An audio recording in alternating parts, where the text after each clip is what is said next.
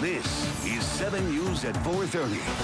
And we're following two breaking stories this afternoon in two major trials. Jurors in Fall River right now deliberating in Aaron Hernandez's murder trial have been sent home for the day. In a surprising last-minute development during closings today, the defense admitted he witnessed the murder, but they say he didn't do it, instead blaming his co-defendants. And right here in Boston, jurors are considering the case against Johar Tsarnaev. Deliberations got underway this morning and should be wrapping up for the day shortly. Jurors are considering 30 charges, several of which could carry the death penalty. We'll have more on both of these stories ahead on 7 News at 5. All right, also today, police in Brookline on alert. They're looking for a man who's been exposing himself to people. Police say the man has done it several times. Let's get right to Brookline and 7's Jonathan Hall live with all the details. Guys, Brookline police are concerned about this. They say there have been 6 incidents over the past 3 months, and they do believe the same individual is responsible for all of them. They think he won't stop until he's caught. Police are urging people to be aware of a young guy exposing himself. A half-dozen incidents in a busy Coolidge Corner neighborhood served by the Green Line. I have not heard about it, and I don't know what precautions I would take, I guess. Make sure that I'm aware of my surroundings and with somebody. Police say the man's been flashing people in this neighborhood. The streets named by investigators: Babcock, Freeman, and John and Pleasant. They want this to stop. He just comes out and does that and then runs off. And they haven't been able to find him. No. He's pretty fast then. Brookline police say all the trouble began before the snow flew. The first incident January 5th. In fact, 2 that day. Another on the 20th, and then nothing for 2.5 months until Easter Sunday, when police say the guy struck 3 more times. There's a lot of students around here, a lot of college girls, and it's yeah, got to definitely keep an eye out for that guy. Witnesses described the man as white, wearing glasses, in his mid-20s with blonde or brown hair. He's about 5'10" and thin. Brookline PD says it's increasing patrols in the neighborhood. I hope that they find him. And the Brookline police put this out on their Facebook page. They are urging residents to give them a call if they know anything about it or see the guy fitting that description. We're live in Brookline. Jonathan Hall, 7 News. Also on 7, police in Rochester, New Hampshire are looking for a man, actually a woman, wanted on animal cruelty charges. Investigators say 20-year-old Raleigh Gross left her dog in an apartment after being evicted. Anyone who may know where she is asked to call police. And investigators are looking into 3 armed robberies reported in Manchester, New Hampshire. Police say the man seen here showed a handgun at a Shaw's Market last night and got away with some cash. The second robbery happened at a 7-Eleven early this morning. Workers say that man also had a gun. The final incident was reported at a Hess station 20 minutes later. Following news cross country now in Maryland, a dad and his 7 kids were found dead inside their home. Police are now investigating if carbon monoxide poisoning is to blame. Police found the 8 bodies after being called by the father's supervisor when he had missed work for several days. They were last seen on March 28th. Officials believe the bodies had been in the home for those several days. Figuring that Easter holiday, thought maybe he was going with his kids out of town to his parents' house or somewhere. But when I didn't, I just felt that something was wrong, that he didn't report to work, and nobody could contact him because he's not that type of person.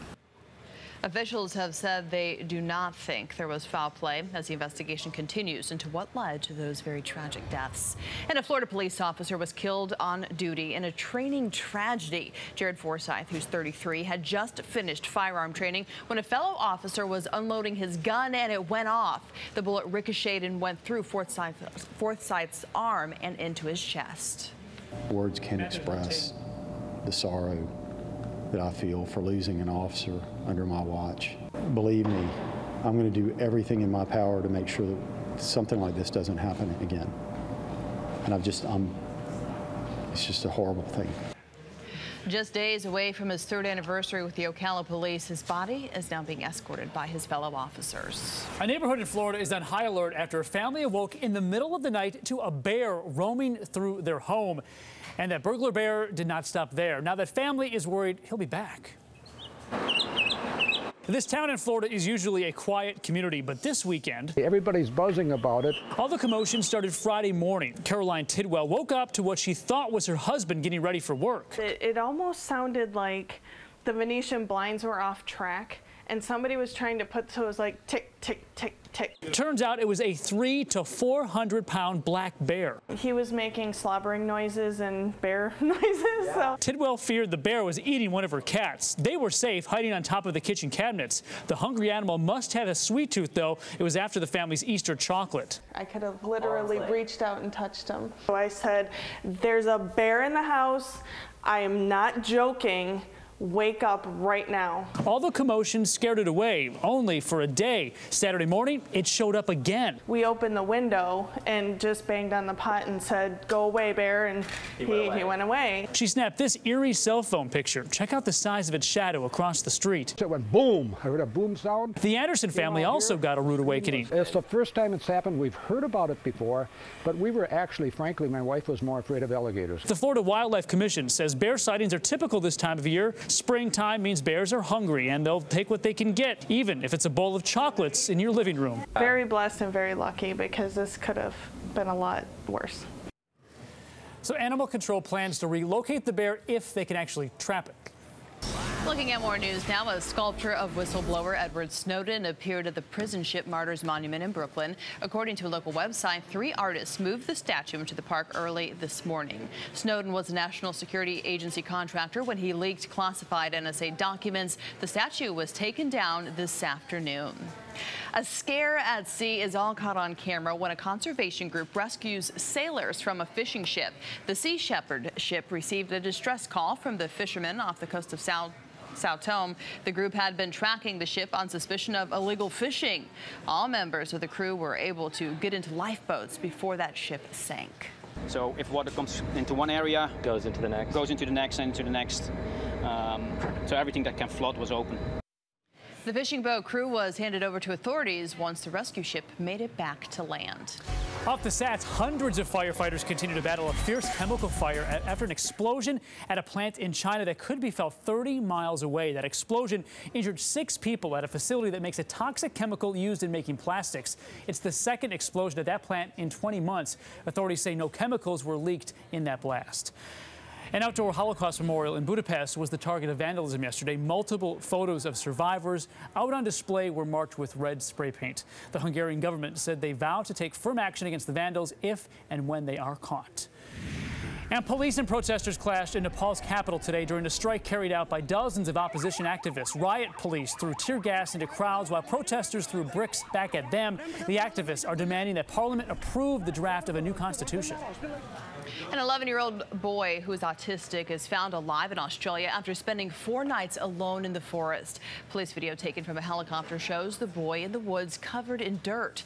A short time later, crews are by his side. Rescue workers had searched for the boy since Friday morning when he was reported missing. He disappeared from his family's campsite in Fraser National Park in Victoria State, Australia. We are told that Luke is well, that he is exhausted. He's suffering hypothermia and he's also dehydrated. But as I said, he was walking when he was spotted by the police helicopter when searchers rescued him. Rescuers feared that the boy had drowned in a nearby lake. Back here in the U.S., a classroom crunch. On average, teachers are spending about $500 of their own money each year to buy supplies for their classrooms. That is according to a report from the National School Supply and Equipment Association. But now a website some call a Kickstarter for teachers is making learning a bit more fun for millions of kids. NBC's Tracy Potts explains. Hands on top. That means stop. Trying to quiet a noisy 3rd grade class isn't easy. Some kids can't concentrate. Some of us can't hear very well. They really crave that intimate space. And a lot of times in a classroom, I can't provide such an intimate space. I want you to turn and talk to your partner. Teacher Micah Siegel is soliciting $220 in donations on a website called Donors Choose for privacy screens and noise-canceling headphones to destroy distractions. It just allows them to focus on their own work. It prevents people from talking to them. The website helps. Many schools can't afford new equipment. As well as sort of the extras that are really nice to have for students, including field trips and the things that kind of just make school fun for kids. And unfortunately, a lot of those have been cut. Donations really help poor schools hit hard by the recession. 1 out of every 5 children sitting in a desk in public schools lives in poverty. Donors Choose lets you pick a project to support, like field trips, science, or math, or use your zip code to find schools near you that need help. Nearly 1.7 million people have contributed. Okay, go ahead, Amir K. Helping more than 14 million children learn. Tracy Potts, NBC News. All right, still to come here on 7 News, a couple refusing to give up the fight after a horrific crash changed their lives forever. Their story is now gaining national attention. And the Easter Bunny causing trouble on the baseball diamond. Another look at his opening day antics. And ahead at 5, an officer in some serious trouble after slapping a homeless man, while the charges do not stop there. And then a tennis star issuing an apology. What happened when he lost his cool with a young ball boy? Saving money can be difficult, especially when spending it can be so fun, but it really is something we should all be doing. If you think you could use a little help, we have some tips that should make saving a little easier, and we'll share them with you tonight at 10 on CW56.